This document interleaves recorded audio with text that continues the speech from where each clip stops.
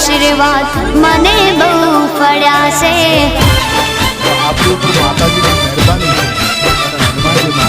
માં તારા આશીર્વાદ મને બહુ ફળ્યા છે। કે તારા બાપની કારકા જોજી અને જો કદાચ પરોઈએ હોકરી ના ખખડાવું ને તો પેઢીએ કારકા કે દીવો આટી વાટીનો અમારા કુળમાં કરેલો હોય એમાં અમે કદાચ દીવો અગરબત્તી નહીં કરી હોય પણ અમારી પેઢીઓ માં છે ને માં છે એ તો મીઠપનો દરિયો છે યાર, જેમાં કરુણા છે। ભગત બાપુ એમ કહેતા વર્ષો પહેલા કે જેનું કામ